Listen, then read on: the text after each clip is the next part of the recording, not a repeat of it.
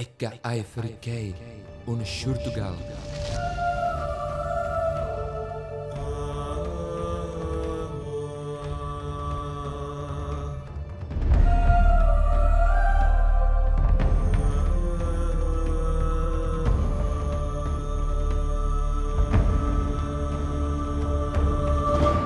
Ahoj, moje jméno je Filip a já vás vítám u dalšího dílu podcastu Fialový drak, ve kterém se společně s Eragonem a Safirou vydáme na cestu skrz jednotlivé díly série Odkazu dračích jezdců. No a co nás čeká dnes?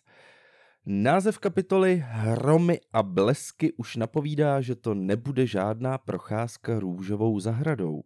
Eragon a Brom se vydávají na otevřenou pláň, což je pro našeho mladého hrdinu úplně nová zkušenost. A věřte mi, matka příroda jim to rozhodně neulehčí.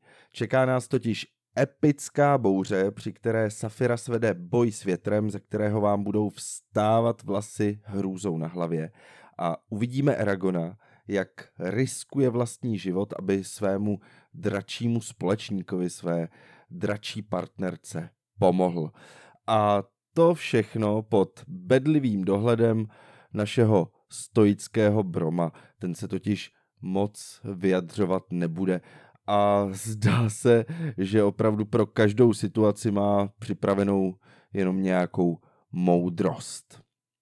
Ale nebude to jen o akci, dnes se také podíváme na téma pomsty, které Eragona žene kupředu, a dozvíme se něco zajímavého o slově Brisingr, které, jak se ukáže, má v celém příběhu důležitější roli, než by se na první pohled mohlo zdát.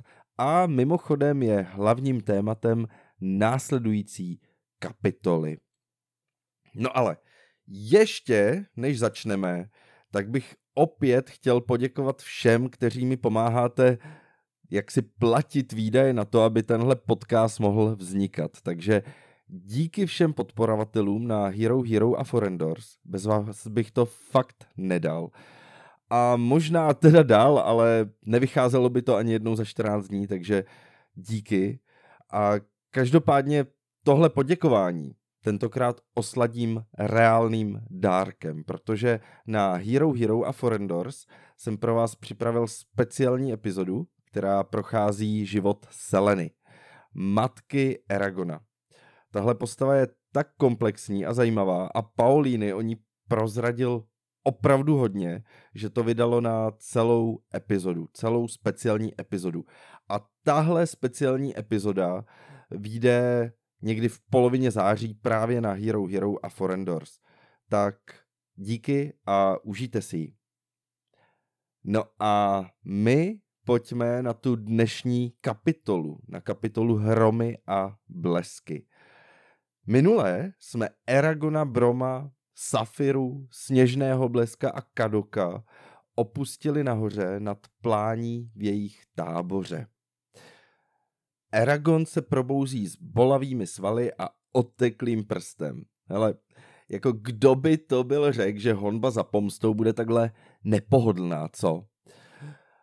Když se chystají vyrazit, Eragon si stěžuje Bromovi, že pokud to tak půjde dál, rozmlátí ho na kusy. A Brom, ten mu odpovídá klasicky ve stylu drsného učitele, že by na něj nebyl tak tvrdý, kdyby si nemyslel, že je dost silný. No, díky Brome, to je přesně to, co každý puberťák potřebuje slyšet. Safira se rozhodne letět nad nimi, protože, jak sama říká, na pláni se stejně není kde schovat. A tady musím říct, že Safira má pravdu. Plán je opravdu pořádná placka a pro Eragona, který celý život žil obklopený horami, to musí být naprostý šok. Musí se cítit jako, já nevím, jako myš, na kterou se z vrchu dívá orel. Tohle je opravdu něco, co nikdy nezažil a věřím, že to pro něj opravdu musí být náročné takhle rapidně změnit prostředí. Vy si to můžete představit, jako když třeba přijedete do Egypta na poušť opravdu změna klimatu, změna prostředí, změna něčeho, na co jste zvyklí, v čem jste vyrůstali, na něco, co je pro vás nepřirozené, to prostředí myšleno. A něco taky tady pro geografické nadšence, něco donedávna jsme totiž nevěděli, kam přesně teče řeka Anora, kterou oni teďka opouští. A to už teď víme. Když se podíváte na Instagram Fialovýho draka, tak tam najdete globus v highlights, který Paulíny nedávno vydal. Je to globus celé planety. Planeta se jmenuje Elea a zjistíte, že Alagejsie je na ní velká jen asi jako menší kus Spojených států. Je to opravdu malinká část celé planety, kterou Paulíny rozpracoval. Je to naprosto úžasný. A díky tomu i teď víme, že Anora se stáčí na sever a vlévá se do obrovského fjordu, který je ohraničený z levé strany právě Dračími horami. A je to vážně naprosto super pohled. Mrkněte na to, pokud jste to ještě neviděli. Představte si ty obrovský hory tyčící se nad mořem. To musí být fakt perfektní místo na dovolenou. Na druhou stranu ty hory jsou plný urgalů, takže možná ne. Mimochodem, všimli jste si, jak Paulíny používá krajinu a počasí třeba k budování atmosféry? Nejdřív jsme měli bezpečné údolí Palancar a pak drsné hory a teď máme nekonečnou pláň. Je to, jako by ta krajina odrážela Eragonovu rostoucí nejistotu a ztrátu bezpečí a domova. Tohle je opravdu chytrý tah od Paulínyho. Každopádně Eragon a Brom se vydávají na cestu přes pláň a tohle nebude žádná procházka růžovým sadem. Nejsou tam žádné stromy, žádné kopce, jen Eragon, Brom, obloha, někde tam nahoře na ní je Saphira, tu ale Eragon nevidí, takže on se opravdu cítí velmi sám a je z toho trochu nesvůj. Jejich cílem je vesnice Jazvak. Brom říká, že je to 4 dny cesty, pokud všechno půjde dobře. Je fascinující sledovat Eragona při stopování razaků. Tady náš mladý hrdina možná není expert na draky a magii, ale v lese vyrostl a stopovat umí. A je zajímavý vidět, jak používá ty své naučené dovednosti v tomhle celém dobrodružství. A to, co ho žene dopředu, není vlastně zvědavost nebo právě to dobrodružství, ale je to pomsta, je to stopování těch razaků. On se žene za těmi razaky. A jak říká Forrest Gump, pomsta je jako horká čokoláda. Když ji ochutnáš, můžeš se spálit.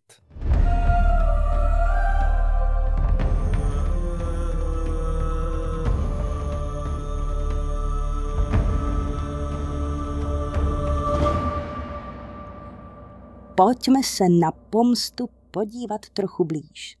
Pomsta je něco, co známe všichni. Norský filozof John Elster ji definuje jako pokus na úkor nějakých nákladů či risků způsobit újmu těm, kteří způsobili újmu, protože způsobili újmu. Zní to složitě, ale v podstatě to znamená, že jsme ochotni riskovat, abychom oplatili někomu, kdo nám ublížil. Víte, z evolučního hlediska má pomsta svůj význam. Představte si pravěkou společnost bez policie a soudů. Jak byste zabránili lidem, aby si navzájem kradli mamutí kly? No, tím, že by věděli, že pokud to udělají, přijde pomsta. Takže pomsta sloužila jako jakýsi primitivní systém spravedlnosti. No a Eragon, ten je teď v tomhle až po uši. Jeho strýc je mrtvý, jeho domov zničen, on cítí, že jediné, co mu zbývá, je pomsta. Ale tohle není tak jednoduché. Tady je ten háček. Jsme pořád v té pravěké společnosti? Ne tak docela, že?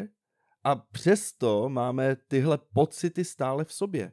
Je to jako mít v hlavě malého jeskyního člověka, který křičí oko za oko, zub za zub. A co je na tom nejzajímavější? Výzkumy ukazují, že pomsta nám může přinést určité uspokojení. Když vidíme, jak je potrestán někdo, kdo nám ublížil, aktivují se v našem mozku centra odměny. Prostě jako bychom dostali mentální čokoládu. Studie také ukazují, že lidé, kteří se mstí, často necítí dlouhodobé uspokojení. Naopak, mohou se cítit ještě hůř. Proč? Protože pomsta nám neustále připomíná původní křivdu.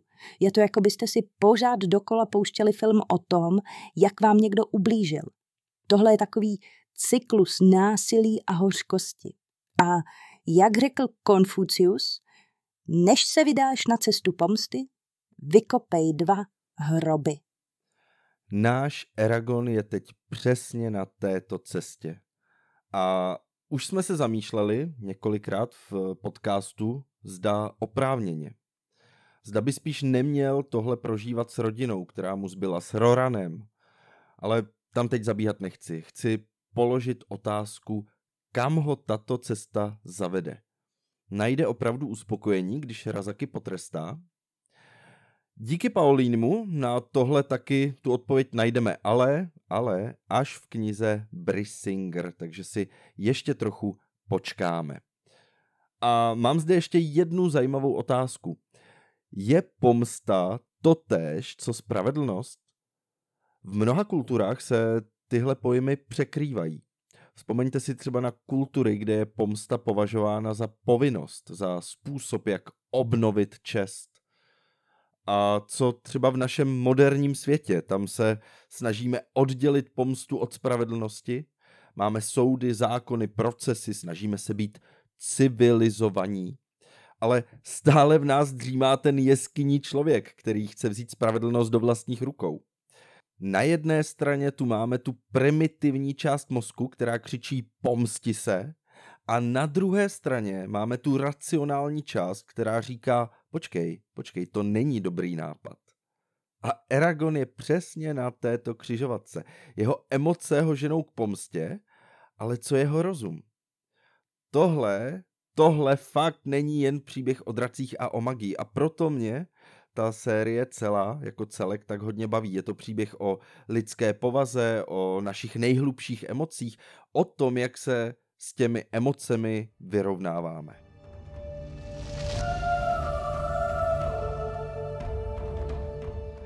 Ale dost filozofování, vraťme se k našim hrdinům na pláni. První den cesty je v plném proudu a vítr jim rozhodně nedělá radost. Je tak silný, že jim vysušuje rty a zanáší oči prachem. Když se večer utáboří, zjistí, že rozdělat oheň bude větší výzva, než čekali.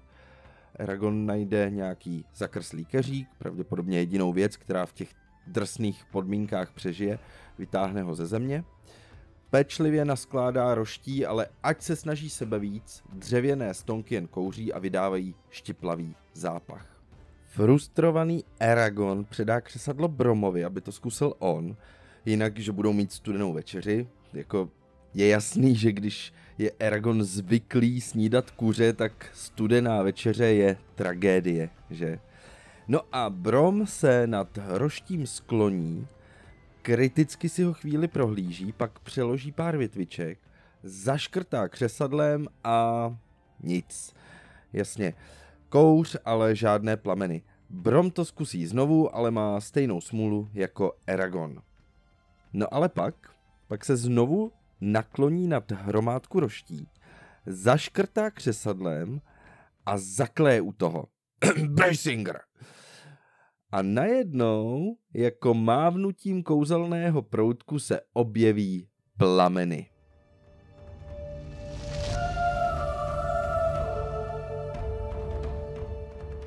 Brissinger.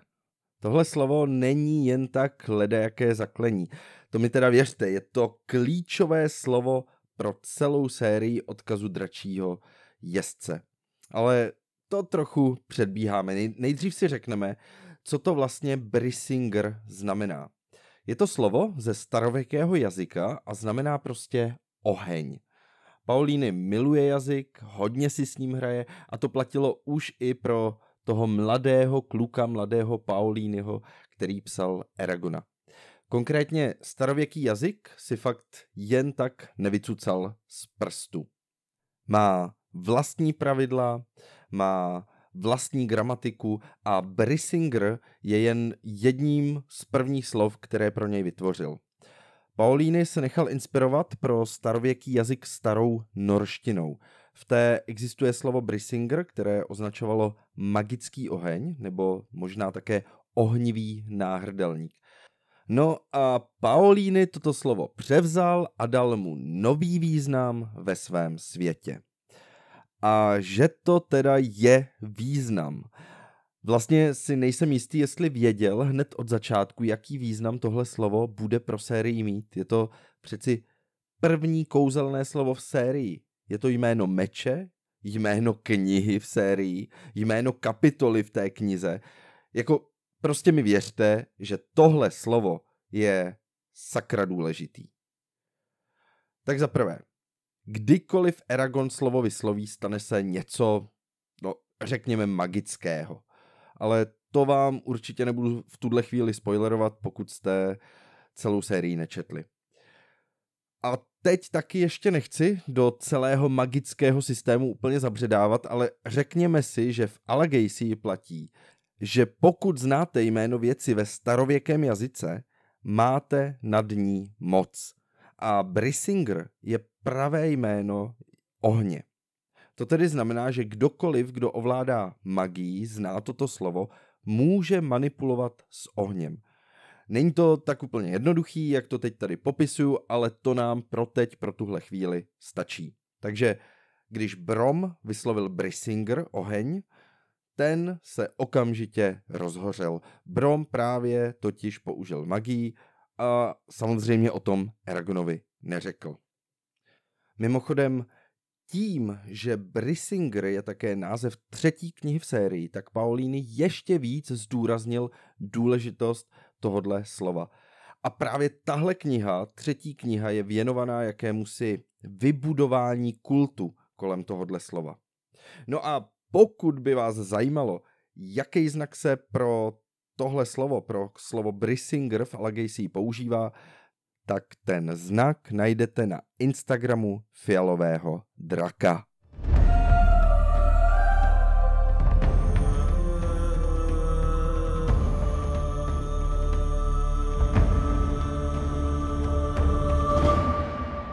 Pojďme pokračovat druhým dnem cesty. Ten je tady zmíněný jenom pár větách, ve kterých je řečeno, že vítr neustával, naopak ještě zesílil, Eragonovi popraskali rty a při každém úsměvu nebo promluvení z nich vytékaly kapičky krve. První krev prolitá v sérii, super. A taky tam je zmíněno, že Brom vypadal, že je na tom podobně. Ale třetí den, ten je tady popsán trochu víc. Třetí den ráno totiž začalo docela slibně. Vítr konečně ustál a Eragon se mohl poprvé za poslední dny pořádně nadechnout bez toho, aby mu prach zaplňoval plíce. Ale jak se říká, klid před bouří. A v tomhle případě to platí doslova. Když se naši hrdinové rozhlédli po obzoru, uviděli něco, co by vyděsilo i toho nejotrlejšího meteorologa. Na nebi se formovaly mraky, ale ne jen tak ledajaké mraky. Paulín je popisuje jako přírodní katedrálu s mohutnou klenutou střechou. To zní jako něco, co bych chtěl vlastně vidět. Teda možná z bezpečné vzdálenosti, možná nejlépe na fotce. Ale vážně, pojďme si o těch mracích něco říct. Existuje totiž několik různých typů bouřkových mraků a ten, který Eragon a Brom vidí, je pravděpodobně cumulonimbus. Tak, věřím, že milovníci Harryho Pottera právě zbystřili, že jim zakmitali uši, protože uslyšeli nimbus. Jsem si naprosto jistý, že Rowlingová se inspirovala právě ve jménu pro koště, v nimbusu se inspirovala právě tady. A já sám za sebe bych rád jen dodal, že tu část, kde se vyslovuje to slovo, nebudu ho znovu vyslovovat, jsem nahrával asi 50krát. No, zkuste si to vyslovit sami. Cumulonimbus. Mraky. No, kdo by to byl řekl. Každopádně, tyhle mraky cumulonimbusové, ty můžou dosahovat výšky až 18 kilometrů. 18 kilometrů, to je jako by jste na sebe postavili 60 Eiffelových věží. A nebo jak jsme si tady v podcastu určili míru toaletního papíru, tak je to 600 rozmotaných toaletních papírů. Což mě teď tak napadá velmi jednoduchou matematikou. Eiffelova věž je dlouhá jako 10 rozmotaných toaletních papírů. Paráda. Cumulonimby jsou známé svou charakteristickou kovadlinkovou strukturou na vrcholu a právě tato struktura dává mrakům ten katedrálový vzhled, který Paulini tak barvitě popisuje. Je to, jako by příroda stavěla svůj vlastní Notre Dame přímo na obloze. Ale jak vlastně takové bouřky vznikají? Je to něco, jako když vaříte polévku. Potřebujete 3 základní ingredience. Vlhký vzduch, nestabilní atmosféru a něco, co ten vlhký vzduch zvedne nahoru. V případě bouřky to něco může být třeba horký vzduch stoupající od země nebo studená fronta tlačící na teplý vzduch vzhůru. Když se teplý vlhký vzduch začne zvedat, ochlazuje se vodní pára a ta v něm kondenzuje. Tím se uvolní teplo, které vzduch dál ohřívá a nutí ho stoupat ještě výš. Je to jako samonapájecí cyklus a čím výš vzduch stoupá, tím větší je bouřka. A teď k té nebezpečné části. Bouřky nejsou jen o blescích a hromech, i když ty jsou sami o sobě dost děsivé. Ale uvnitř bouřkového mraku se tvoří silné výstupné a sestupné proudy vzduchu. A tyhle proudy mohou být tak silné, že dokážou zvednout do vzduchu i obrovské kroupy. A když se tyto kroupy konečně rozhodnou spadnout, no, řekněme, že byste v tu chvíli nechtěli být venku. Ale zpátky k Eragonovi. Eragon, který nikdy předtím bouři na otevřené pláni neviděl, je fascinován a zároveň vyděšený. Ale pak mu to dojde. My jsme se tady bavili o vzduchových proudech a je to prostě vidět, že to asi nebude úplně bezpečný. A jemu dojde Saphira. Co se stane létajícímu drakovi uprostřed bouře? To prostě nezní jako dobrý nápad. On okamžitě se Saphirou spojí a varuje ji, aby přistála, ale už jak se s ní spojí, tak už chápe, že už je pozdě. Bouře se totiž blíží rychleji, než jak on, tak Saphira hlavně by čekali. A než se nadějou, tak udeří první poryv větru. No a tady začíná to opravdové drama téhle kapitoly. Saphira, která se snaží přistát, je náhle chycena porivem toho větru a její obrovská křídla, která jsou obvykle její největší předností, se najednou stávají nebezpečnou přítěží. Je to, jako by se snažila přistát s padákem uprostřed hurikánu. Eragon vidí Saphiru bojovat s větrem a jeho srdce se sevře strachem. Okamžitě pobídne Kadoka a rozjíždí se k ní a jakmile tam dojedou, tak bez rozmyšlení se sedá a vrhá se vpřed. Brom na něj ještě zakřičí, ať se vrátí, ale to už Eragon ani neslyší. V hlavě má jen jedinou myšlenku. Musí Saphiře pomoct. Běží proti větru, cítí, jako mu déšť bičuje tvář. Je to, jako by běžel proti zdi z vody. Každý ten krok je bojem, ale Eragon se nevzdává. Saphira je jeho druhé já, jeho srdce, jeho duše. Prostě ji nemůže nechat v nebezpečí.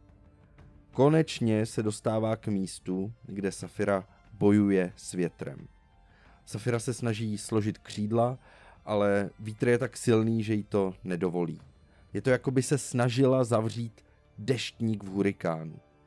Eragon k ní dojde a snaží se jí pomoct složit křídla, ale v tom se vítr chopí Safiřina pravého křídla a převrátí ji na záda. Představte si to, obrovský drak se najednou otočí ve vzduchu jako list papíru, zatímco se Eragon drží jejího křídla. Safiřiny ostny na zádech jen o vlásek minou Eragonovu hlavu. Jeden špatný pohyb a mohli jsme přijít o našeho hrdinu dřív, než vůbec jeho dobrodružství pořádně začalo. Safira okamžitě reaguje a zarývá drápy do země, aby se udržela, a Eragon skáče na Safiřino levé křídlo a snaží se ho přitlačit k zemi. Je to souboj s časem. Každou vteřinu hrozí, že vítr znovu uchopí Safiřina křídla a Eragon cítí, jak mu svaly hoří námahou. A pak, v momentě, kdy se zdá, že už to Eragon nezvládne, se stane takový malý zázrak. Safiřino křídlo se v ohybech složí a ona si ho pevně přitáhne k tělu. Jedno křídlo složeno, zbývá druhé. Eragon se přehoupne přes Safiřina záda a skočí na to druhé křídlo. To se náhle zvedne do výšky a schodí Eragona na zem. Společně se Safirou bojují s každým porivem větru. A pak, konečně se jim to podaří. Obě křídla jsou složena a bezpečně přitisknuta k tělu. Eragon se opírá o Safiru a těžce oddychuje. Udělali to, podařilo se to. Společně překonali sílu přírody. Víte, tohle je jeden z těch momentů, které ukazují, o čem odkaz dračích jezdců skutečně je. Není to totiž jen o magii a dobrodružství, je to o vztahu mezi jezdcem a drakem. O důvěře, odvaze, ochotě riskovat všechno pro toho druhého. A tady to poprvé doopravdy vidíme. Každopádně Eragon nakonec nasedne na Safiru a vydává se s ní za Bromem. Kadok, na kterém přijel, se chudák ztrácí ve smršti deště a Eragon se s ním spojuje v myšlenkách, uklidňuje ho a dává mu příkaz, aby došel k Bromovi. No a sám se Safirou, která je přikrčená u země, se vydávají také za ním.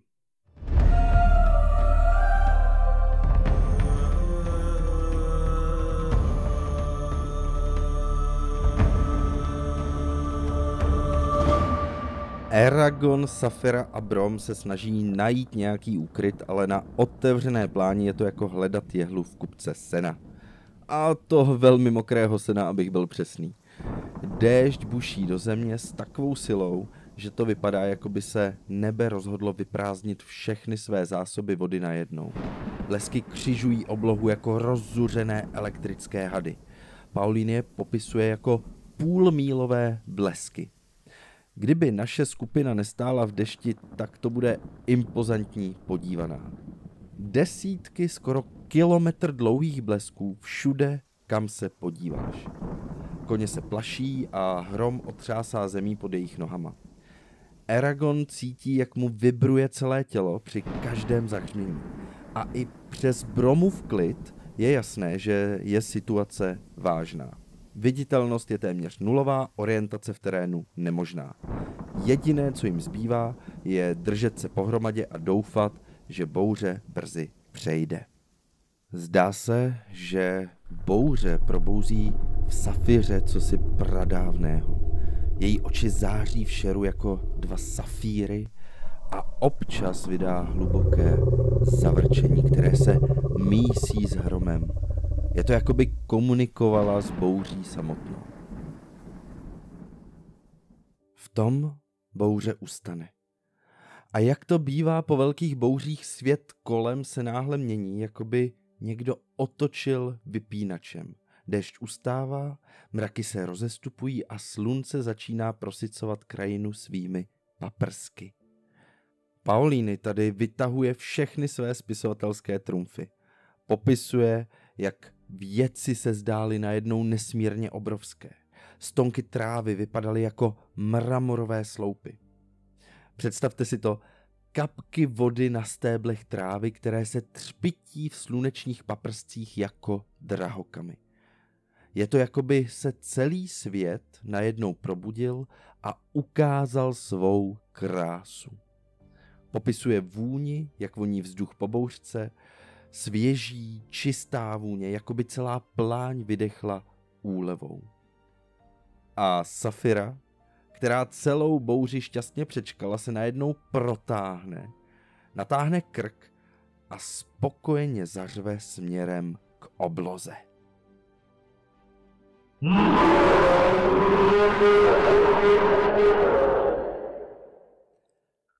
Tohle je fakt super představa a hodně se těším, až to uvidím v seriálu. Obrovský modrý drak, lesknoucí se vodou, který řve na nebe jako nějaký prastarý bůh bouří. A vůbec, celá tahle kapitola bude, doufám, sfilmovaná. Je to určitě kapitola, která patří k těm nejlepším v knize. Velmi jednoduchá obsahem, ale nabitá spisovatelsky a obrazově. Paolini používá počasí ne jako kulisu, ale jako skutečný nástroj pro budování příběhu a charakteru. Tahle bouře není jen náhodná událost. Je to zkouška, kterou musí naši hrdinové projít.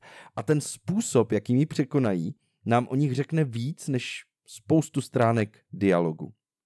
Vzpomeňte si, že Eragon se ještě před chvílí bál otevřených prostor a teď stojí tady, promočený na kost, vyčerpaný, ale v jeho očích je nový druh odhodlání.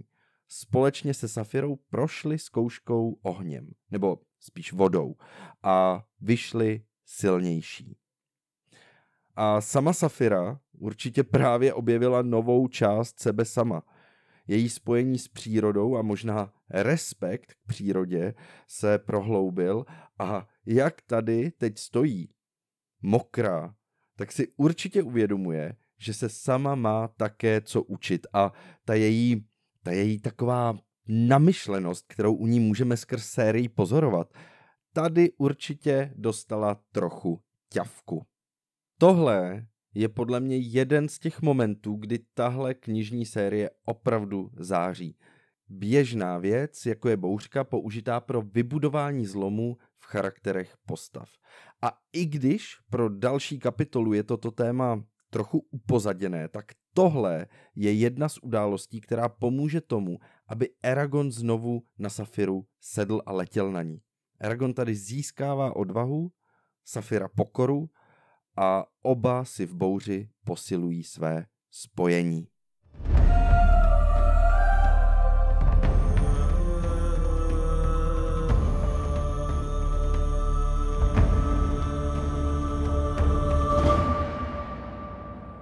Pojďme si říct něco o bouři ve vztahu.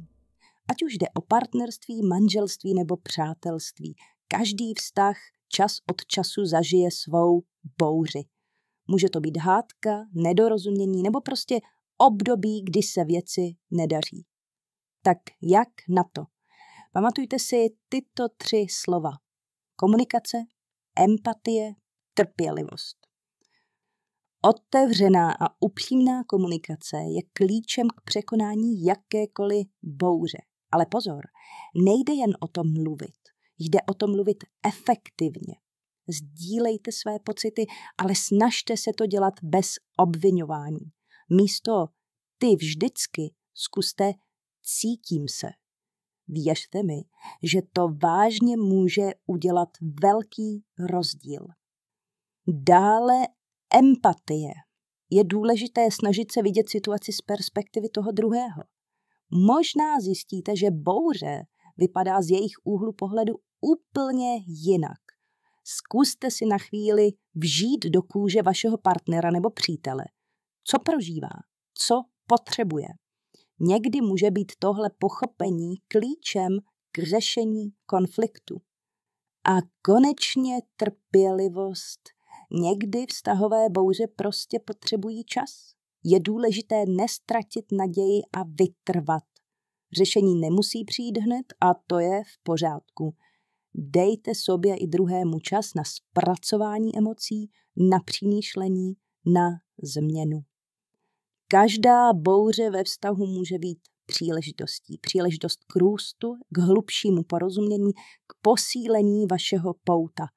A stejně jako Eragon a Saphira vyšli z bouře silnější, i my můžeme vyjít z našich vztahových bouří posíleni.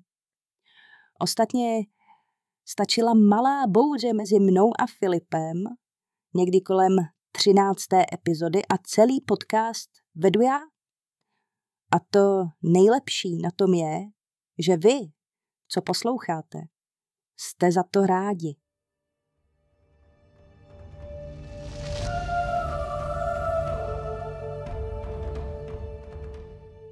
Slunce už pomalu klesá k obzoru a naše trojice, pětice, když započítáme i koně, se rozhlíží po vhodném místě k noclehu. Nakonec najdou mělkou prohlubinu v terénu, není to zrovna 5hvězdičkový hotel, ale aspoň je tu nějaká ochrana před větrem. A hlavně bych řekl, že jim jde o to se co nejrychleji osušit po celém dni. To, jak byl ten den náročný, reflektuje Brom, který tentokrát projeví slitování a nenutí Eragona do bojového tréninku. A tak končí tenhle náročný den a končí i další kapitola knihy. Musím říct, že tohle je pro mě naprosto fascinující kapitola. To, jak Paolini používá počasí jako literární nástroj. Není to jen kulisa, je to aktivní postava v příběhu. Bouře testuje naše hrdiny, odhaluje jejich charaktery a posouvá je vpřed na jejich cestě. Hodně mě to bavilo. Každopádně i naší epizodu tady ukončíme společně s kapitolou a příště si nalaďte ucha, protože příští kapitola bude opět hodně silná. A to v hodně směrech. Paolini nám ukáže, jak umí popisovat smrt a že se nebojí popisu mrtvého člověka. No a hlavně, přátelé, Eragon bude poprvé kouzlit. Díky, že jste tu se mnou na téhle divoké jízdě a Atra Esterni Onno Telduin Frikei.